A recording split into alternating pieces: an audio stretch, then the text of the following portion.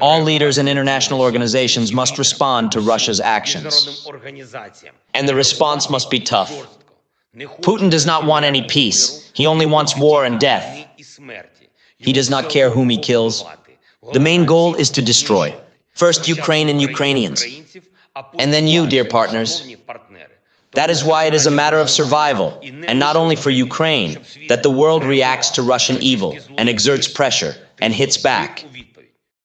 So you keep seeing President Biden say routinely when he talks about this in public that, hey, Ukraine's not asking for our men. We're not going to send our men. They just want the help. But now you're seeing that he's laying the foundation of saying, you guys got to come help us, because if not, we're all going to die. He's going to come after all of us. And Doug, I get it why he says that. I mean, his country has been invaded. He wants help from anywhere else can get it. He'll say whatever to get them. I get that. But not Macron, not some of these other countries who have nothing to gain by a war with Russia and everything to lose. So what is their play here? Zelensky is the architect of war, death, and destruction for Ukraine. And as I've said before, he's not Ukrainian. He's from the East. He grew up as a Russian speaker. He's thoroughly Russified, has no use for Ukraine. He was picked up as a puppet by, the oligarch, Kolomoisky, and established in power with the blessing and support of people like Nuland. So that's the first point. Secondly, all of the globalist elites in Western Europe and in Eastern Europe are in trouble. They're in a position that is untenable. Macron is very weak. Scholz is weak, which is why Scholz is running away from Macron and his dumb ideas as fast as he can go. The globalist elites that are ruling Western Europe, and frankly that are governing us here, are in a very dangerous position. They are probably going to be removed in the near future. This is their last-ditch attempt to stay in power. How do you stay in power when you're losing? Well, you pretend that there's a great enemy out there that threatens everyone. You try to convince everyone that you are their savior, and that's what Macron and his contemporaries are trying to do. It's not working. The leadership of the French army has scoffed at the idea of sending anybody to Ukraine. They know that the French military is in no position to go there and do anything. The same thing is true for the rest of the European militaries. Anybody who suggests otherwise is crazy. We are in no position to attack into Ukraine. Our position is fragile. We're not ready for a war of any magnitude against any major power on the planet.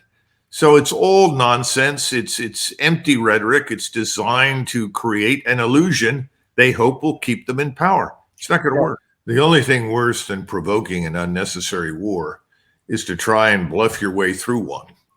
And that's what everybody in the West is busy doing. We've run out of ammunition, out of equipment. We don't have enough trained troops. There's no stomach for it.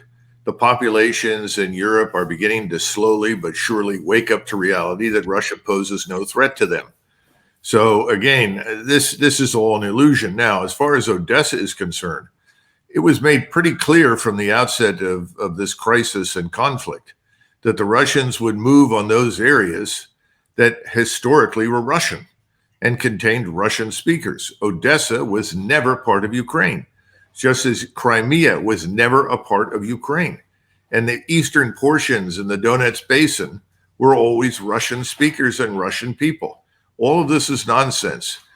The Russian leadership has said when this is over, Kharkov, which is another historic Russian city, along with Odessa, will be Russian again. There's nothing new in that. If we try to move against the Russians and cross the border, either from Moldova or Romania or Poland, in an effort to stop the Russian seizure of Odessa, we will be at war with Russia, because the Russians have also made it very clear they won't tolerate it. They will not tolerate a NATO presence in Western Ukraine. We're back to the original requirement. Yeah, I was going to say that's what started the war in the first place, is the NATO in Ukraine. Exactly. So if they go in there, they'll be at war with Russia. Russia's prepared for that. The general staff in Moscow has already been instructed to look at another 800,000 troops that could be mobilized for the purpose of waging wider war if required. This is not something the Russians want. Moscow doesn't want it. Putin's been trying to end this thing almost from the moment it started. We won't admit that because we're losing. And once you are in a losing position, you're going to do everything in your power with control of the media and the government to try and persuade your populations that you're not losing. Check out this video and we can talk over this one of basically a commercial for NATO to talk about how strong we are with this new Nordic Response 2024. I mean, this makes it look like it's awesome and cool stuff, and we're tough and we have bombers and all this. This is all a shell game. I mean, there's no substance underneath this that we're actually combat ready for Russia, who now has 2 years of high-level combat. In truth, the Norwegians were better prepared in 1940 for the Germans that attacked than they are today for what the Russians might do. And the German attack was feeble compared with what the Russians would launch.